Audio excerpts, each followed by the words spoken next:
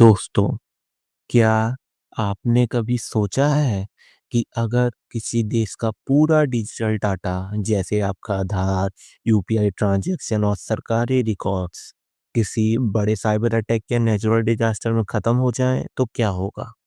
देश रुक जाएगा। इसी खतरे से बचने के लिए भारत ने एक ऐसा कदम उठाया है जो पहले कभी नहीं देखा गया। भारत ने यूएई में अपनी पहली डिजिटल एम्बेसी स्थापित करने का फैसला किया है।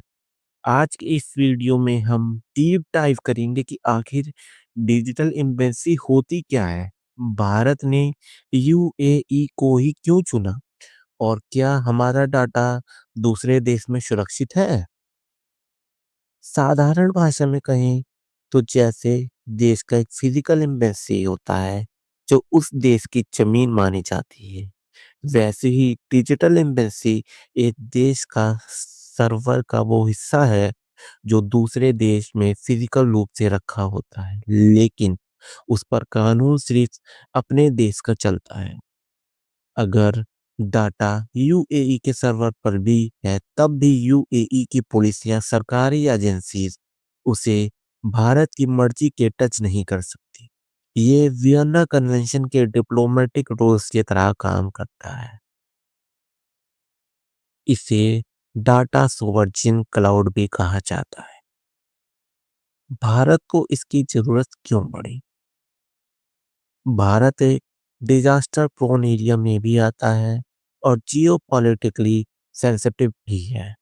अगर हमारे प्राइमरी सर्वर इंडिया में किसी वजह से डाउन हो जाए तो देश का काम रुकना नहीं चाहिए। साइबर वॉरफेयर आजकल युद्ध सिर्फ बॉर्डर पर नहीं, डिजिटल स्पेस में लड़े जाते हैं। एक बड़ा साइबर अटैक पूरे देश को ब्लैक आउट कर सकता है।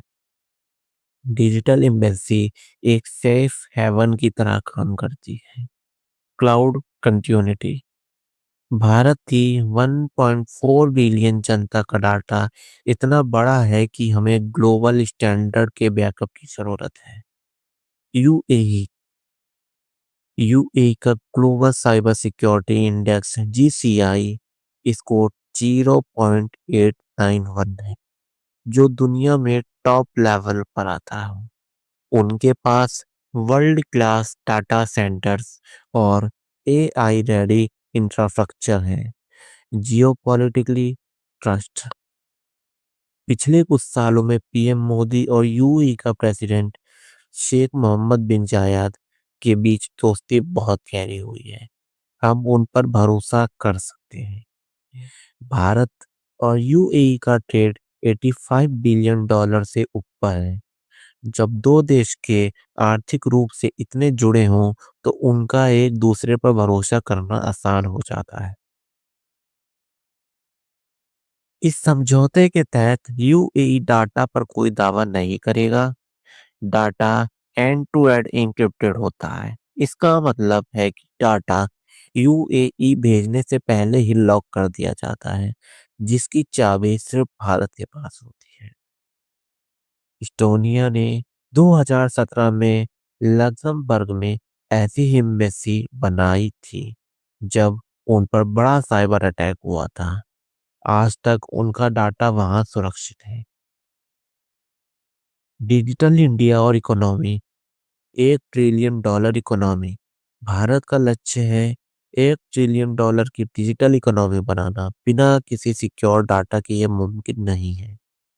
इससे यूएई और मिडल ईस्ट के साथ हमारा डिजिटल व्यापार और आसान हो जाएगा।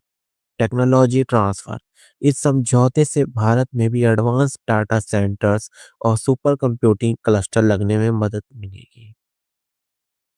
सबसे बड़ी चुनौती है डिजिटल लॉस का अलाइनमेंट और हमेशा बदलते साइबर थ्रेट। डिजिटल एम्बेसी सिर्फ एक सर्वर नहीं है, बल्कि भारत की डिजिटल सॉवेरेनिटी, डिजिटल संप्रभुता को बचाने का एक बड़ा शील्ड।